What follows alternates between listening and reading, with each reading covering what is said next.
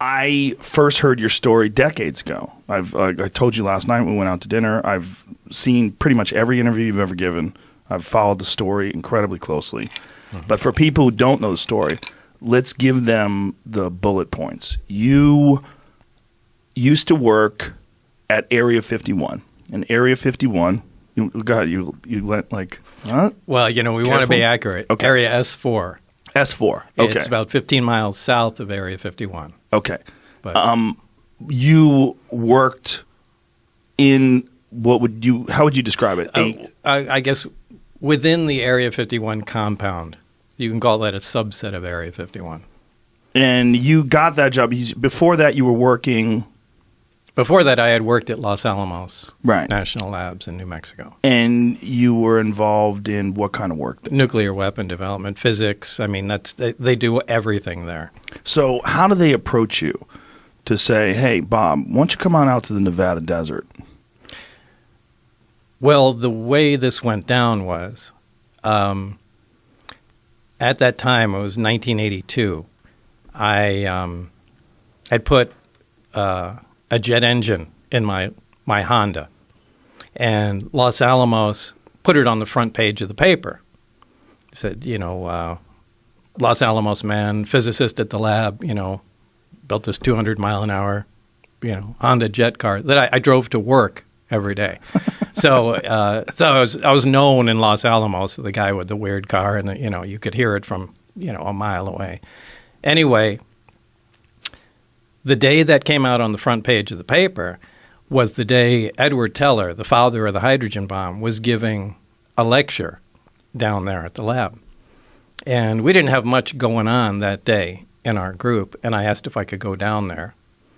And I went down there early, and Ed Teller was outside, leaning on a brick wall there and reading the front page of the paper. Now, this is a guy out of history, so I introduced myself. Hey, I'm the guy you're reading about there. And we talked for a little while, and it was cool. Fast forward to years later, I had moved out to Las Vegas and had, left Los Alamos and, went on to other things. And I wanted to get back into the scientific community. I left to start other businesses and that sort of thing. So I sent resumes out, and one of them went out to Ed Teller and referenced our meeting. Back in the day. And anyway, he remembered me and gave me a reference, somebody to contact at EG&G. And that's pretty much how it started. So you get a phone call or a letter? Like, what do you get? Well, I got what did I get? I got a letter initially and went down for an interview probably a couple times, and it was down at EG&G Special Projects, which was at McCarran Airport at that time out in Las Vegas. And did they give you any sort of job description of what you were applying for? They said it was for I can't remember exactly what they did. This was a long time ago, but I think it was advanced propulsion or something like that, something relatively generic. And they said it's in a remote area. It's going to be some days on, some days off. And, it was kind of it was kind of not exactly a full-time job, but you might have to be out there for 2 weeks at a time and take 2 weeks off. So it was kind of the work schedule would be kind of broken up. And did this seem attractive to you, or did it seem weird? No, it really wasn't weird, because people that work at the test site, anybody that's familiar with the area up there, working at the nuclear test site or at the Tonopah test range north of there, that's typically how things go. So you had known about it from the scientific community? Because Area 51 at that time was No, they didn't say anything classified. about Area 51. Okay, so they just said it was in a remote location, and you just know it was up at the test site.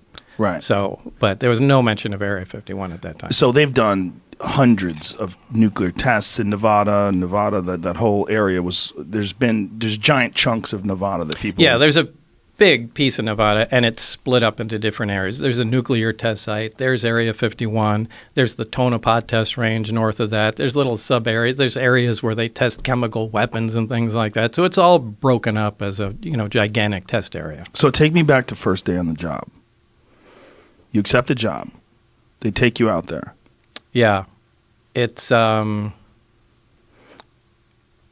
first day, really, I didn't really get to see a whole lot. The first day was essentially just paperwork. That's when I flew into Area 51 proper. And I left McCarran Airport and flew what they call the Janet flights. Just, a passenger plane from Las Vegas to Area 51.